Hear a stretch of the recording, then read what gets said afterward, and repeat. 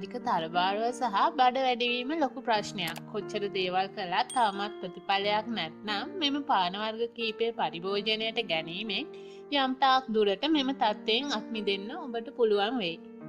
එහෙනම් බලමු මේ පාන වර්ග කොහොමද සකසා ගන්න කියලා. ලෙමන් සහ සව්. ලෙමන් මගින් මේ දේ දහනය කරනවා. ඒ විතරක් නෙමෙයි වෛරස් සහ විස බීජ වලට එරෙහිව සටන් කිරීමේ හැකියාව තියෙනවා. ලෙමන් වල අන්තර්ගත වන තන්තුමය ගුණය නිසා සිරුරේ තියෙන අනවශ්‍ය මේදය දිය කිරීමට ලෙමන් උදව් වෙනවා. සව් කියන්නේ තන්තුමය හා ප්‍රතිඔක්සිකාරක ගුණයෙන් ඉහළ ආහාරයක්. මේ නිසා ලෙමන් සහ සව් භාවිතා කරලා බඩ අඩු කරගන්න පුළුවන්. සව් හැඳි කීපයක් අරගෙන වතුරේ දිය කරගන්න. පැයක් පමණ තිබෙන්නට හැරලා වතුර වීදුරුව සමග ලෙමන් යුෂ මිශ්‍ර කරගන්න. ඉන්පසුව මී පැණි තේ හැන්දම් මිශ්‍ර කර සෑම දිනකම උදෑසන පානය කරන්න. එවිට උදරයේ අනවශ්‍ය මේදේ ඉවත් වෙනවා. බඩ අඩු කරගන්න තවත් හොඳ ක්‍රමයක් තමයි ලෙමන් සහ උණු වතුර කියලා කියන්නේ.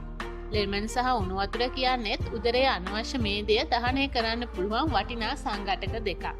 මේ පානය සතියක පමණ කාලයක් එක දිගට පානය කරන්න වෙනවා. මද උණුසුම් වතුර වීදුරුවකට ලෙමන් බින්දු කීපයක් එකතු කරලා සෑම දිනකම උදේට හිස් බඩ බොන්න ගන්න. තවත් ප්‍රතිකාරයක් තමා මී පැණි සහ සුදු ලුණු. මී පැණි කියන්නේ සම පැහැපත් කරන වටිනා ඖෂධයක්.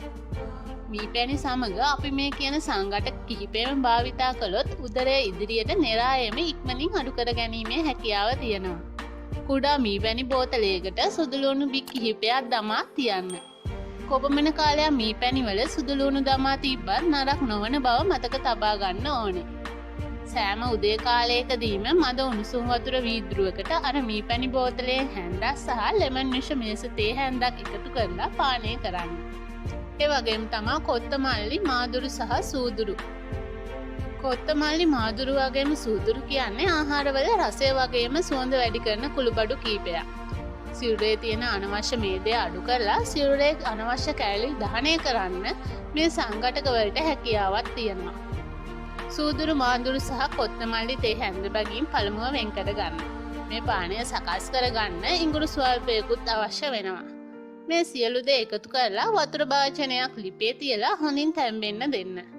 විනාඩි 20ක් විතර ගියාම මේ අමුද්‍රව්‍ය සියල්ල හොඳින් තැම්බෙනවා. ඉන්පසු පෙරා ඉවත් කර ගන්න. මේ පානය මදක් නිවුණාට පසු මී පැණි හා ලෙමන් තේ හැන්ද බැගින් එකතු කරලා මිශ්‍ර කරලා ගන්න පුළුවන්. මේ විදිහට සකස් කරගත් පානය දිනකට එක්වරක් පමණක් පානය කළ හැකියි. මා හිතනවා මේ වීඩියෝ එක ඔයාලට වැදගත් වෙන්න ඇති කියලා. එහෙනම් මේ වගේ වීඩියෝ බලන්න අපේ channel එක subscribe කරන්න.